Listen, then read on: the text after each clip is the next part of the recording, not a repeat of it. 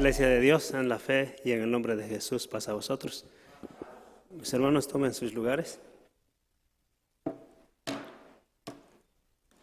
Bueno, primeramente, gracias a nuestro Dios por la oportunidad que nos da de vivir y también de alabar y glorificar su poderoso nombre con alabanza y también de aprender su palabra. Vamos a estudiar en esta mañana un mensaje, mis hermanos, muy sencillo, pero también muy tal vez sensible porque tiene que ver, mis hermanos, con muchas acciones de nuestra vida de todos los días. El título le he puesto, mis hermanos, el poder del perdón. Hace algunas 3 semanas o 4 semanas me tocaba la predicación y precisamente iba a dar esta predicación, ya estaba programada, pero algo sucedió y no fue, y fue hasta hoy. Y por algo Dios hace que sucedan las cosas. Un mensaje, mis hermanos, también de reflexión y de instrucción, porque es de aprender también. Y también en este mensaje podemos aprender y mirar claramente cómo nosotros podemos hacer uso de ese poder divino que es el perdón y puede hacer que sucedan cosas maravillosas en nuestra vida. ¿Quién de nosotros no ha sido ofendido? O al revés, ¿quién de nosotros no ha ofendido en alguna ocasión?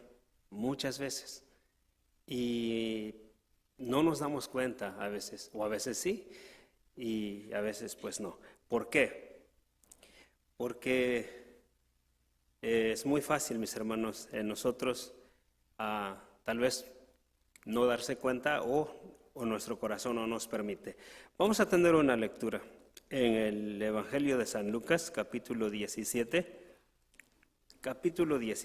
verso 3. Son palabras que el Señor Jesucristo dejó escritas para nosotros. Y me gustaría que se pongan todos de pie para que le demos honra y gloria a nuestro Dios con esta lectura, y de ahí vamos a partir este mensaje. Dice la Escritura así, son palabras del Maestro, dice así: mirad por vosotros, si pecare contra ti tu hermano, repréndele, y si se arrepintiere, perdónale. Amén. Mis hermanos, es todo. Tomen sus lugares. Allá en la pantalla también va a estar, la Escritura nos dice, y estas palabras son las del Señor Jesucristo. Dice que mira por vosotros, si pecare contra ti tu hermano, repréndele, y si se arrepintiere, perdónale. ¿Qué quiere decir esto, mis hermanos? Lo que quiere decir es que si nuestro hermano nos ofende, debemos decirle algo y ser bien valientes y decirle: tú me ofendiste, o tus palabras me ofendieron. Debemos de ser muy valientes en decirle, pero a la vez si la persona que nos ofende lo reconoce, o más bien ese es el objetivo de hacer, de llegar al corazón, que reconozca su falta. Y de ahí viene lo que viene diciendo el Señor: si se arrepiente hay que perdonarle. En otras palabras, también si nosotros ofendemos a alguien, también nosotros debemos de meditar y de ahí pues buscar el perdón. Yo pienso que ese es el estandarte de nuestro Señor Jesús, que pone en nosotros lo que viene siendo el perdón. Es una virtud del Señor Jesús, pero como es difícil llevarla a la realidad o a la práctica, es difícil que nosotros podamos entrar o vivir en esa virtud. Pero si lo podemos hacer, mis hermanos, eso es algo muy grande, es algo súper grande. Hay muchos ejemplos en las Escrituras en donde nos habla acerca de cómo Dios enseña el perdón, y lo hace de muchas maneras. Una de ellas es cuando el apóstol Pablo, antes de que fuera Pablo, ¿cómo se llamaba? Saulo. ¿Qué hacía él antes de que él fuera un predicador de Jesucristo? Él hacía daño, mis hermanos. La Escritura dice que arrastraba a las personas, se metía a las casas y los arrestaba y naturalmente pues los golpeaban y en algunas ocasiones algunos hasta los mataban. Pero Pablo hacía esas cosas creyendo que estaba bien. Pero la Escritura nos dice que cuando verdaderamente él tiene el encuentro con el Señor Jesús, ¿qué hace Pablo? Le pide perdón a Dios. Señor, ¿qué quieres que yo haga? ¿Y qué hizo el Señor? Dice la Escritura allá en la pantalla que Pablo, lo que él hacía, también podemos mirar en la pantalla, dice que en Hechos de los Apóstoles, Esteban en una predicación, si leemos toda la historia, Esteban estaba predicando, estaba hablándoles del Maestro, de Jesús. Pero Pablo y su grupo de personas que estaban ahí, ellos se molestaron, se ofendieron, en otras palabras, y dijeron: este hombre, ¿qué está hablando? Vamos a matarlo. Y la Escritura dice allá en la pantalla, dice: entonces ellos se taparon los oídos, o sea, no querían escuchar a Esteban, se taparon los oídos con las manos y empezaron a gritar.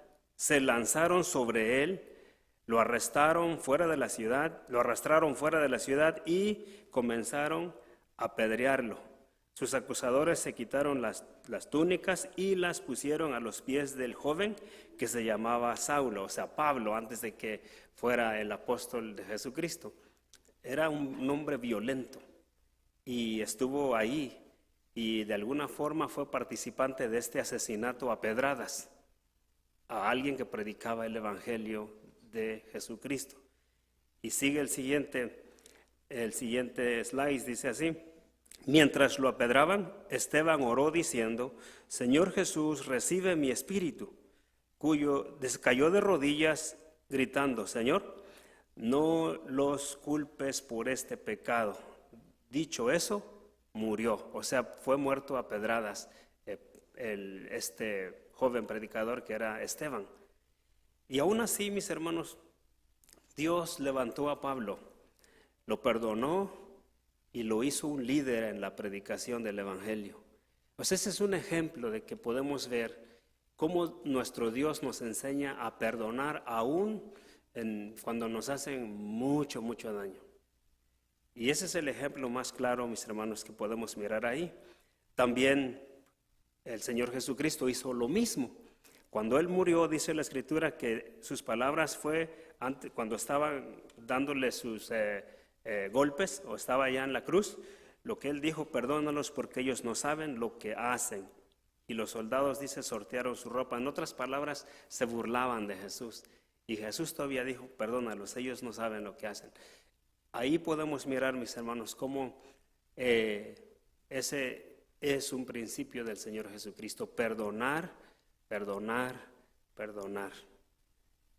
Y verdaderamente, mis hermanos, cuando uno hace esa acción, porque muchos de nosotros hemos ofendido a las personas, no nos hemos dado cuenta a veces, o no nos queremos dar cuenta, pero si nosotros llegamos a esa virtud y pedimos el perdón, o nos perdonamos unos con los otros, encontramos la libertad en nuestro interior.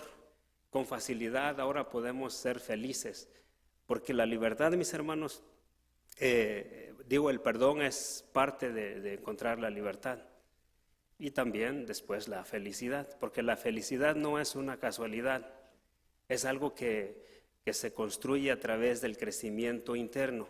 En otras palabras, la felicidad es un fruto del Espíritu de Dios, hay una parte de la Escritura que dice: es la fe, la bondad y el gozo. En otras palabras, gozo quiere decir felicidad, alegría.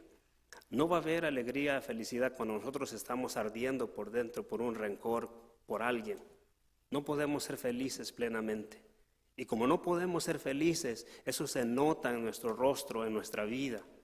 No podemos pensar con claridad, no podemos decidir claramente. Muchos errores hacemos en nuestra vida y nos preguntamos por qué.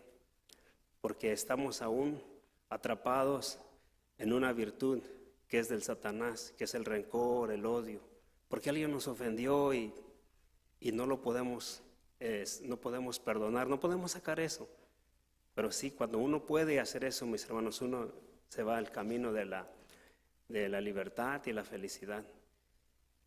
Históricamente, mis hermanos, en toda la historia de la vida han pasado cosas muy bonitas y son ejemplo para nosotros los terrenales que estamos viviendo acá, si sabemos de esas historias. A mí me encanta saber de mentes que han hecho la diferencia en todo el mundo y soy un investigador de eso. Y hace tiempo supe acerca de este hombre, Gandhi,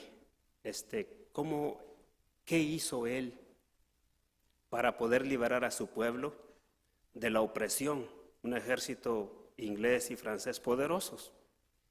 Entonces podemos darnos cuenta a través de su vida, a través de la historia, su estandarte, sus palabras eran humildad, ser humilde y perdonar a ellos, aunque sean malos, aunque sean groseros los soldados. Que ellos se miren mal y no nosotros. Vamos a vencer a ellos con nuestra humildad y nuestro perdón. Y convencía a multitudes y se enfrentaban a los ejércitos, no con machetes, ni armas, ni palos. Solo mostraban su humildad y su bondad, su perdón hacia ellos. Y al final, las Naciones Unidas se dieron cuenta que verdaderamente ellos merecían su libertad, merecían ser felices en su tierra, porque le mostraron al mundo que ellos podían controlarse ellos mismos. Y otra vez es una virtud divina de Dios, el control de dominio propio. O sea, no se levantaron a pelear, ellos eran golpeados y eran asesinados. Y su líder les decía, no, si ponemos la otra mejilla, funciona. Eso le enseña el Señor Jesús. Cuando yo veo ese tipo de personas en la vida, digo, wow, o sea, ¿cómo es posible que tú puedes vencer ejércitos grandes cuando tú eres humilde y puedes perdonar? Esa es una historia, mis hermanos, de la vida real, historia de verdad. Y otra historia que me impacta también fuertemente, que una historia que le dio vuelta al mundo, también un hombre que activista, que quiere decir humanista, que ama a las personas y al más débil, lo mismo que Jesús, al más débil lo ayuda, lo apoya, se levanta y empieza a hacer una campaña en contra de las injusticias de la gente más vulnerable, los humildes, los más pobres, la gente más necesitada, y empieza. Y el gobierno se da cuenta y dice, este hombre no debe de estar en la calle. Lo arrestan, lo ponen a la cárcel por 30 años. Ese hombre, yo creo que ustedes saben, Nelson Mandela, un morenito. Cuando él está en la cárcel por 30 años, empieza a leer, a prepararse. 30 años era suficiente tiempo para prepararse. Después de cumplir los 30 años sale toma la libertad y ¿qué sucede? El pueblo lo convence que él debe ser el líder de la nación y corre para la presidencia y rápidamente él gana. Y es una historia, mis hermanos, que verdaderamente dices, es asombrosa porque dices, ¿cómo es posible? Cuando él gana, llega a la presidencia y dice, y la gente que lo metió a la cárcel, el gobierno que participó se iba y dice, ¿dónde van? Bueno, es que ya ahora tú eres el presidente, sí, pero ustedes deben de demostrarle a su nación que verdaderamente le quieren servir conmigo, junto conmigo. Perdonó a todos e hizo que la nación se uniera y es una historia que le dio vuelta a todo el mundo. Entonces Nelson Mandela, por ahí hasta hay una película, es una cosa extraordinaria. El hombre, mis hermanos, cuando tiene ese poder de pasar por alto la ofensa, de perdonar, verdaderamente llega a otro nivel en su vida, en todas las áreas que él se pare. Eso, mis hermanos, está en la historia literal, en la historia moderna. Pero alguien de nosotros se preguntará, ¿cómo yo puedo perdonar? ¿Qué debo hacer para tener ese valor para ir y pedir perdón? Bueno, la Escritura, mis hermanos, nos los enseña. Nos los enseña a través de historias de hombres que ya pasaron, ya obtuvieron ese dolor. ¿Y qué hicieron? Pues verdaderamente adquirieron la virtud divina de Dios, que es una virtud espiritual. Y a ver si mis hermanos pueden poner un video que nos enseña, un video moderno, que ustedes se van a recordar.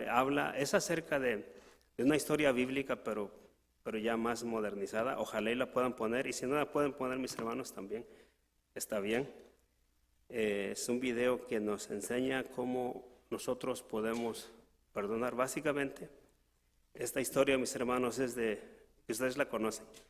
Es de alguien un hijo que se gasta la mitad del dinero de su negocio, de su papá, o sea, de su hacienda, dice que se gasta todo en vicios. ¿Y cómo reacciona el papá en esa acción mala? ¿Sí ya le pusieron? A ver si lo puedo ir a ver también.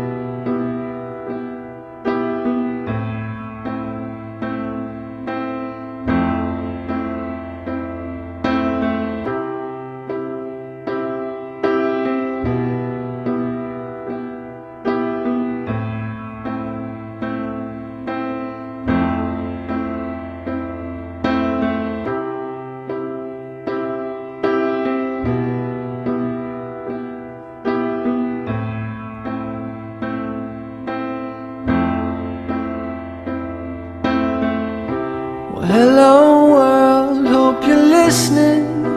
Forgive me if I'm young or speaking out of turn. There's someone I've been missing, and I think that they could be the better half of me. They're in the wrong place, trying to make it right. I'm tired of justifying, so I say to you, come home, 'cause I've been waiting for you for so long. And right now there's a wall between the vanities, but all I see is you and me, and the fight for you is all I've ever known.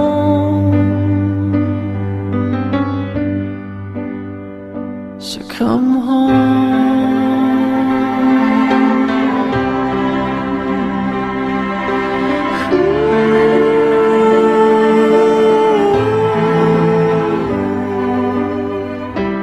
I get lost in the beauty of everything I see.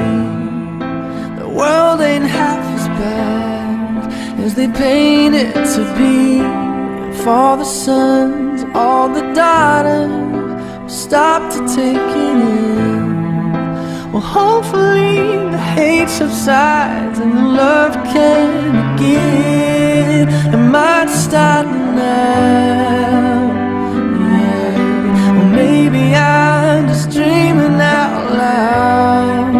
Well, until then, come home, 'cause I've been waiting for you for so long, for so long. Right now there's a war between infinities, but all I see is you and me. The fight for you is all I've ever known, ever known. So come on.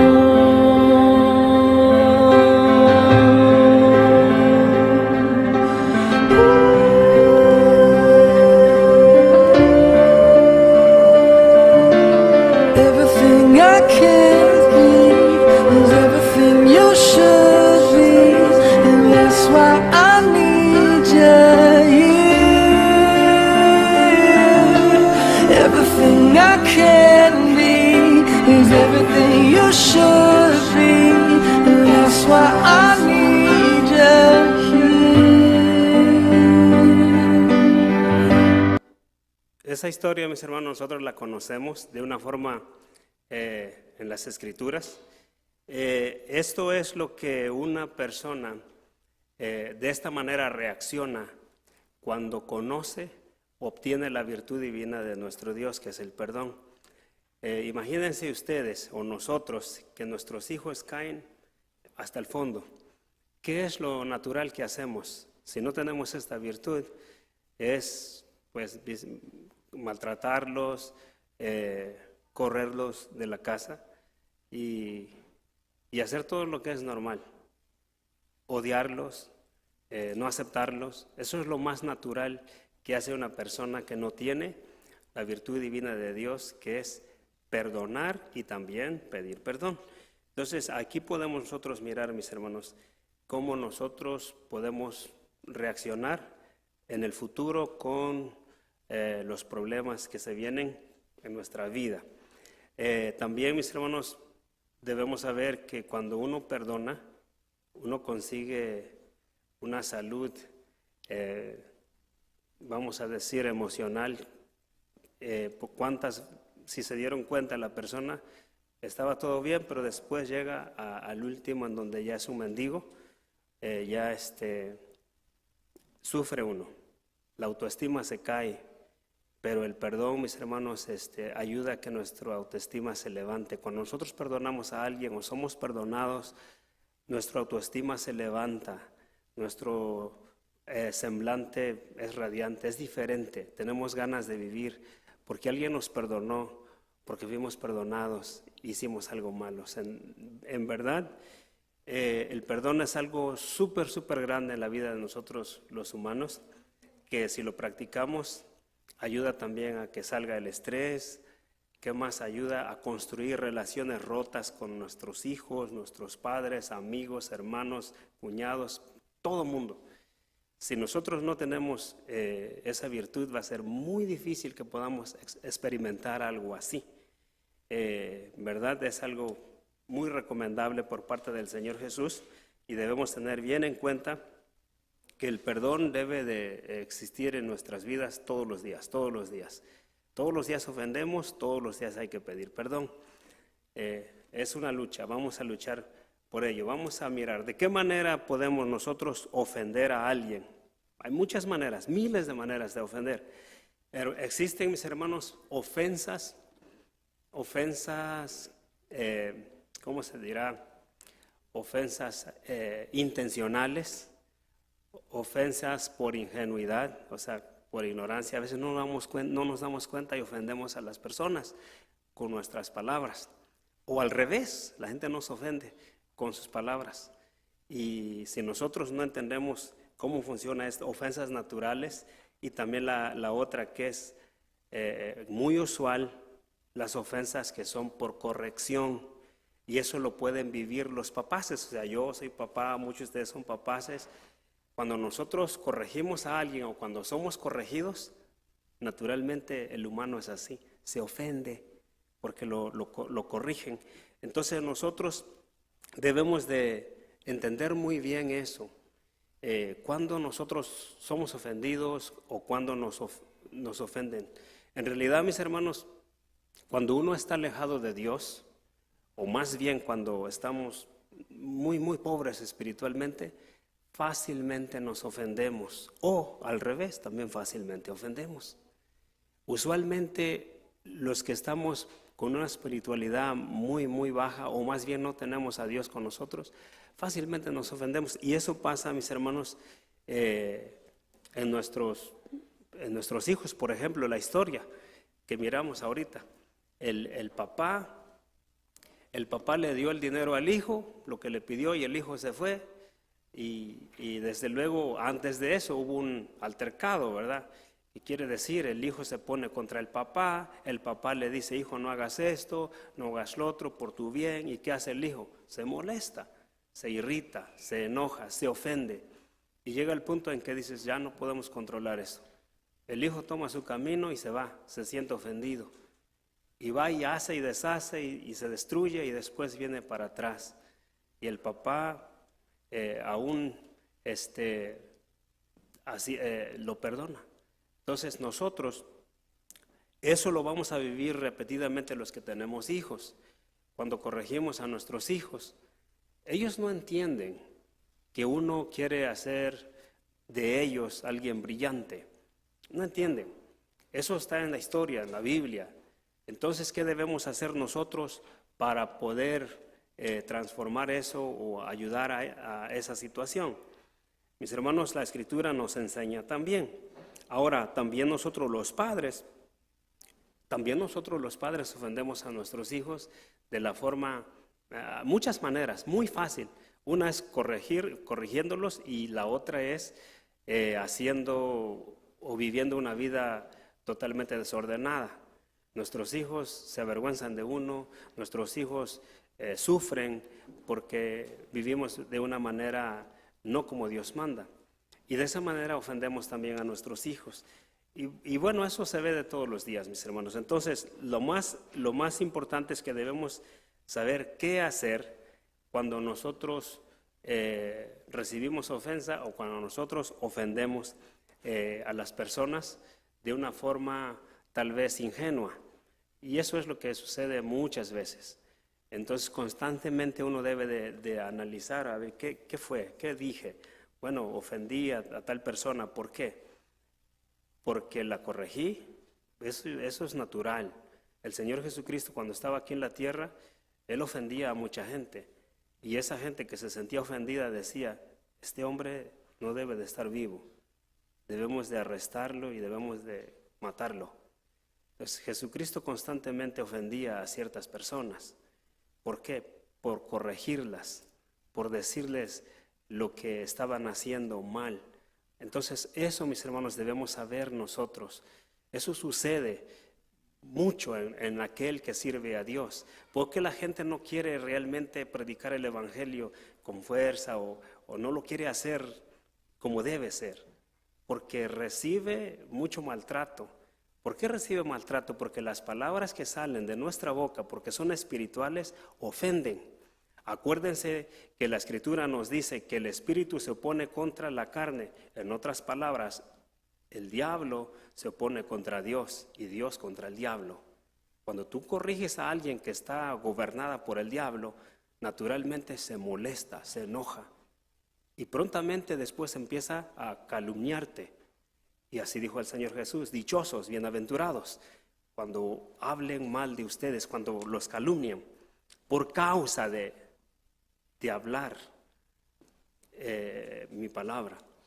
Entonces eso, mis hermanos, está visto. Esteban, miramos, fue asesinado a pedradas por corregir al apóstol Pablo, que antes era Saulo. Eso está escrito en la Escritura. Cuando tú hablas verdad, las palabras para el que está mal son irritantes, son dolorosas, son duras. Pero está escrito también en la Escritura. Dice el predicador, el maestro buscó palabra dulce, suave y agradable para dárselas a la congregación. Pero en verdad las palabras de los sabios, dice, son como ponzoñas, son como clavos, lastiman. Así dice la Escritura, nos prepara de una forma. En otra parte, en la Escritura nos dice las palabras dice, hay hombres, dice, que sus palabras son como golpes de espada. Pero al final también dice la Escritura que las palabras son como medicina. Y naturalmente, cuando una persona habla con corrección divina, la gente se va a molestar.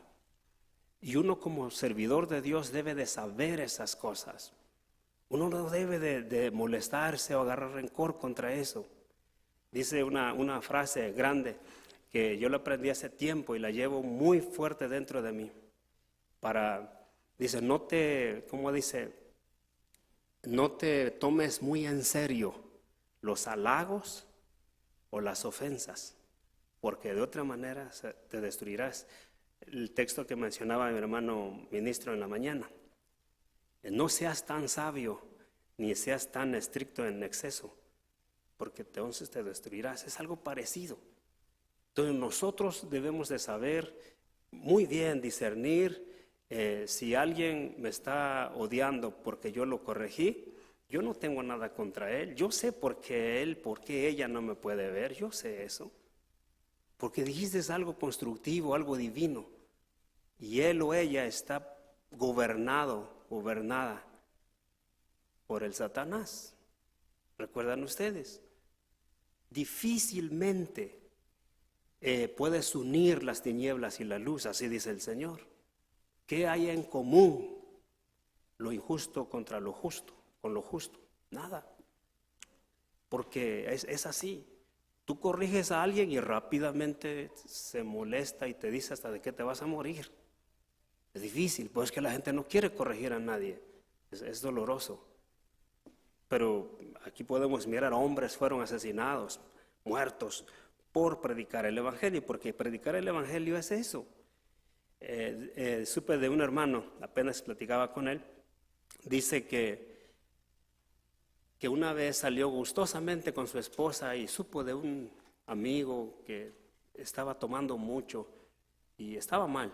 Dice, vamos a verlo, le vamos a hablar de la palabra de Dios. Llegó a su casa y empieza a platicar con él y le empieza a hablar de las Escrituras. Vamos a la casa de oración a cantarle a Dios. El hombre se molestó tanto y le habló fuerte, no quiero que me hables de tu Dios. O sea, se ofendió, pues sí se dan cuenta. Se ofendió tanto, no quiero que me hables de tu Dios. Me dice este hermano, y pasan unos meses y supe que se enferma, pero de gravedad, de muerte. Y después quiso ya saber de Dios. Y ya fue demasiado tarde. Entonces eso pasa, mis hermanos, cuando la gente no quiere, o se ofende, porque es natural. Se ofenden. Y es irónico porque ya quieren saber de Dios cuando ya están en sus últimos días. Y ya quieren que uno vaya y haga un milagro. Es imposible eso. No se puede hacer. Eso es gradual. La medicina va trabajando, va haciendo su efecto gradual. Al principio lastima, duele, o sea, es la palabra de Dios.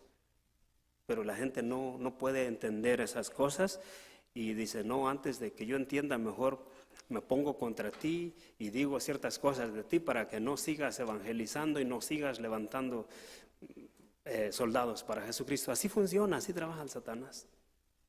Él quiere vernos derrotados a todos. Y así es. Entonces, he sufrido, mis hermanos, predicar el Evangelio es muy sufrido. Jeremías, el profeta, sufrió las consecuencias. Él venía al rey y le dice, el Señor dice que hagas esto. ¿Y qué decía el rey? Arresten a ese hombre. Golpean y golpearon a Jeremías en la cárcel. Y es una cosa sufrida, mis hermanos. Querer arrancar del Satanás a las personas no es algo que toda la gente quiere hacer. Porque es difícil, muy difícil. Pero si lo podemos hacer, mis hermanos, es grande. Así como esos hombres han sufrido por ayudar y a sacar a la gente, Si nosotros podemos hacer eso, mis hermanos, nuestras familias, todas nuestras familias van a poder mirar la gloria de Dios. Pero si no podemos hacer nosotros esos como predicadores del Evangelio, mis hermanos, nomás vamos a ir mirando que nuestra familia se va a ir desboronando, cayendo. ¿Cómo pasó? Es que no les quise hablar de la palabra porque la palabra es dolorosa, es ofensiva y no quiero perder su amistad. Yo quiero estar con ellos.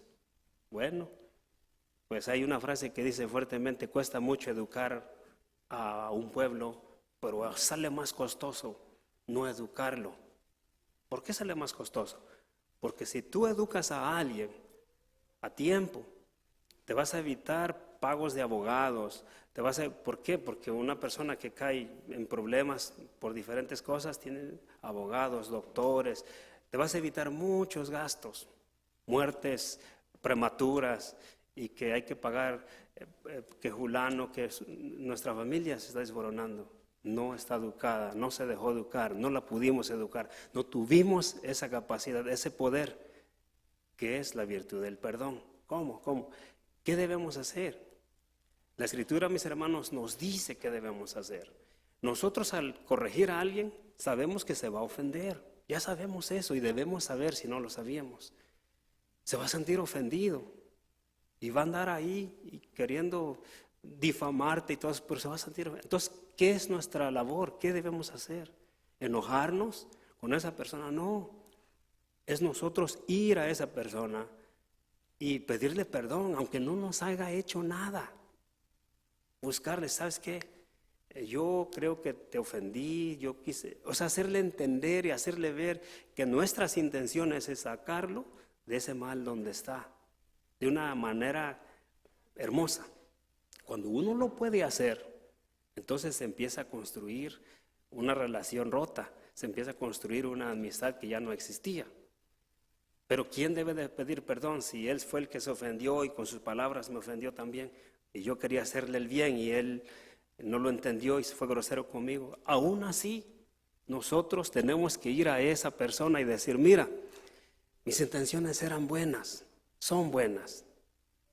¿Cómo? El Señor Jesús nos dice quién es el que debe de, vamos a decir, de levantar al caído. En otras palabras, ¿quién es el que debe de pedir perdón, pues? ¿El mayor o el menor? La Escritura nos enseña, dice allá en la pantalla, en Lucas capítulo 22, 24, dice que en una ocasión surgió, dice también, entre los apóstoles una discusión sobre cuál de ellos debía de ser considerado como el mayor. Y Jesús les dijo: los reyes de los gentiles se enseñorean de ellos y los que tienen autoridad sobre ellos son llamados amigos del pueblo. Adelante, dice, pero no es así con ustedes. Ustedes, dice, el mayor entre ustedes hágase como el menor. ¿Qué quiere decir? Así adelante luego dice, no es el mayor el que se sienta a la mesa, el mayor es el que sirve. En otras palabras, el que debe de ayudar, el que debe de ir y buscar el perdón, debe ser el que está más grande espiritualmente. Sabemos que el que se ofendió porque yo le prediqué, yo ya sé por qué se ofendió, porque el Satanás está con él, lo tiene prisionero. Pero la Escritura nos dice: nuestra batalla, nuestra pelea, nuestra lucha no es con sangre y carne, es contra espíritus del Satanás que están ahí en las personas.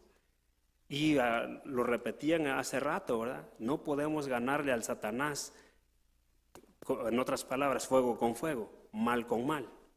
El mal se vence con el bien. Él es malo, porque yo sé por qué es malo, que está el Satanás sobre él.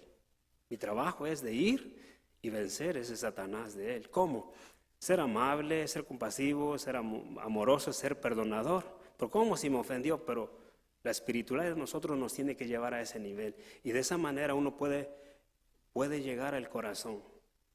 Y no necesitas golpearlo, no. Se necesita, mis hermanos, una virtud divina de Dios. Bueno, en sí son varias virtudes. El mayor es el que está espiritualmente más estructurado.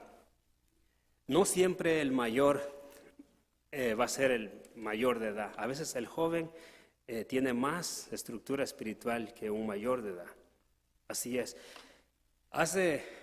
Vamos a decir, voy a ir atrás, muy atrás, 40 años atrás, 30 años atrás, cuando yo tenía a mis hermanos 11 años de edad, y esto lo digo porque es necesario a veces ver, dices, un ejemplo palpable, así. No todos lo miran así, pero es mejor a veces ver algo real, verdadero. Tenía 11 años de edad. Yo crecí de los 7, 8 años hasta los 11 años con un rencor, con un odio en mi corazón, y yo nomás crezco y yo mato a esta persona y esta, así. Era un niño, 10 años, 11 años, y todavía tenía eso conmigo. Y dije, bueno, cuando yo tenía los 11 años me dispuse a ir y a buscar a mi enemigo. Yo fui y le toqué la puerta. Le dije, ¿usted es esta persona? Me dice, sí. Y este encuentro destruyó mi enemigo, porque me abrazó, nos abrazamos, lloramos, y de ahí se destruyó mi sentimiento de querer matar a esa persona.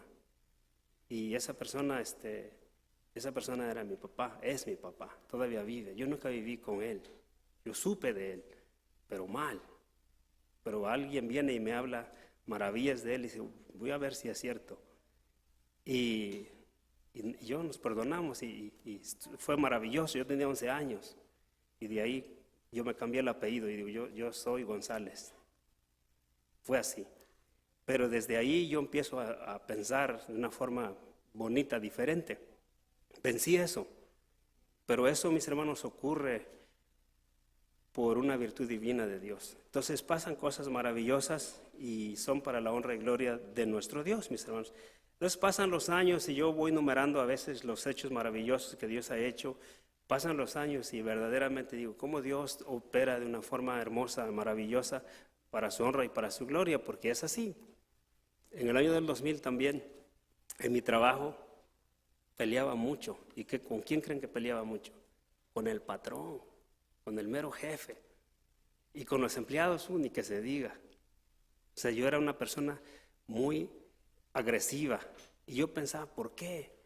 Pero después me di cuenta que era por la razón de que yo crecí herido dentro de mí. Y solo estaba a la defensiva, la expectativa de que yo no podía, que nadie me podía decir nada malo, mucho menos tocarme. Y el patrón pues me corregía y pues yo me enojaba con él. Recuérdense que la corrección molesta, irrita y peleaba mucho. Pero pasan los años, yo trabajo con él desde el año del 94. Pasan los años, yo recuerdo como en el 2001, y yo me acerco y le digo, he leído las escrituras y en las escrituras dice que yo debo ser con el patrón de una forma que yo nunca he sido. También se puso a llorar, me abrazó y desde ahí todo cambió. Y tenemos casi más de 30 años juntos él y yo.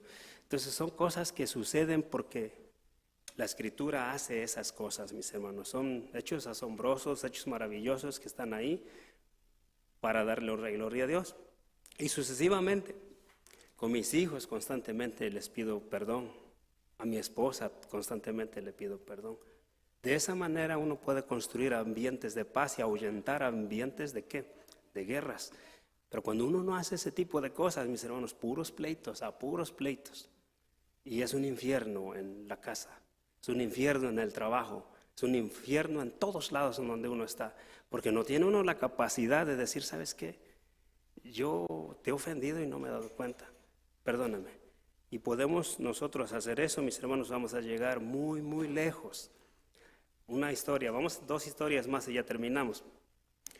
El rey David, mis hermanos, ustedes saben que cuando él era joven, él llegó al rey Saúl, lo miraba como su padre. De hecho le decía como su padre. El rey David le decía hijo a David. Y ellos, el rey David, que era el joven todavía, le demostró a Saúl que él era una persona especial, una persona con valor, una persona divinamente dotada. Fue y venció al gigante, ustedes saben esa historia. Pero ¿qué pasa después? El rey Saúl se agarra a perseguir a David con ganas, o más bien para matarlo. El rey David se da cuenta de eso y él se va a esconder allá y se anda escondiendo David porque este hombre lo quiere matar. Entonces David, ¿qué hizo? La escritura, mis hermanos, nos dice que David encontró al rey Saúl allá durmiendo en una cueva con todo su ejército.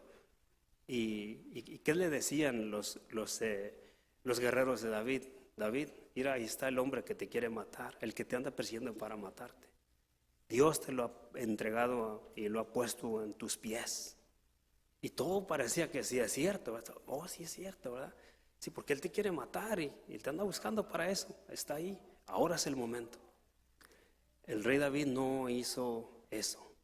Yo no puedo hacer eso, dice contra este. Le demostró que en realidad David era menor de edad, pero era mayor espiritualmente. Le perdonó la vida.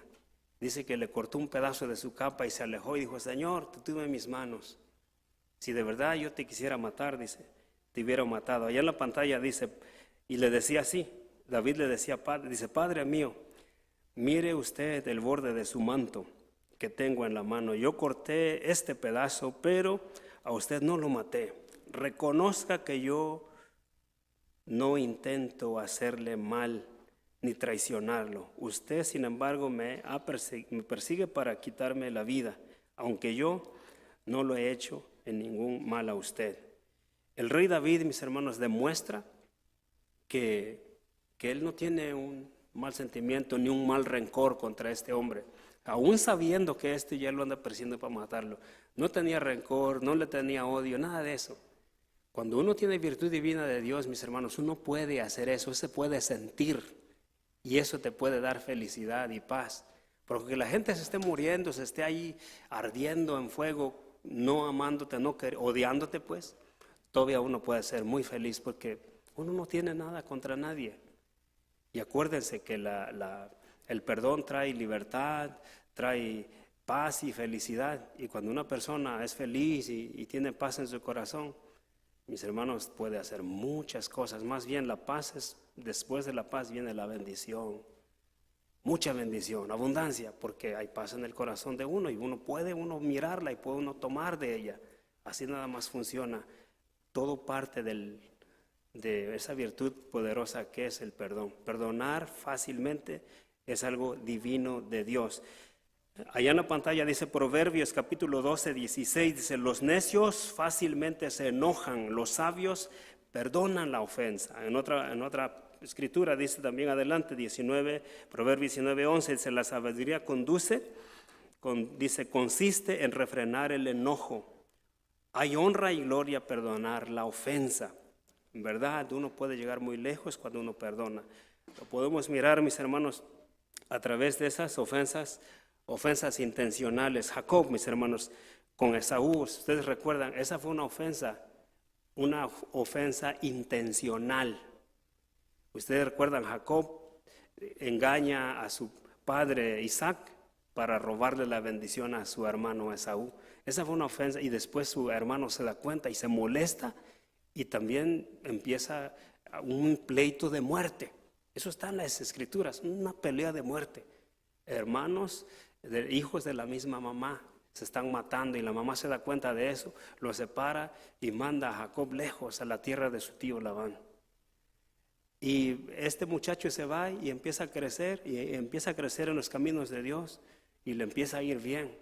Pasa muchos años cuando Dios lo prospera de una forma formidable, grande.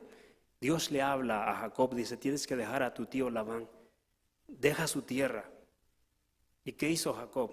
Toma todas sus posesiones. Dios le dijo: toma todo lo que tienes y ve a esta tierra. Y Jacob hace lo que Dios le dice. Y acuérdense que Labán, su tío, era un hombre idólatra, no era un servidor de Dios.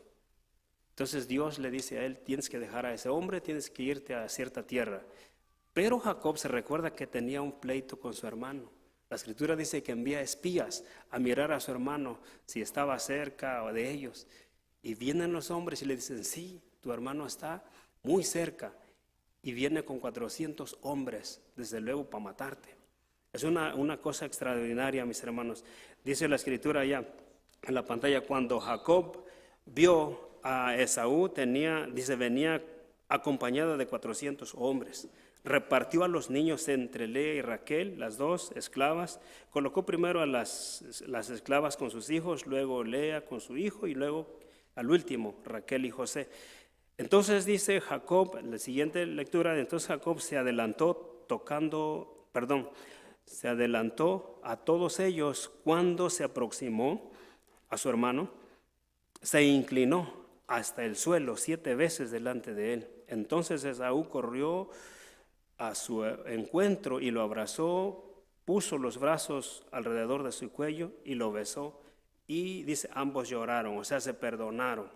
Después de eso, dice, después Esaú miró a las mujeres y a los niños y preguntó quiénes son esas personas que vienen contigo, dice la pregunta. Son los hijos que Dios en su misericordia me ha dado, a mí tu siervo, contestó Jacob.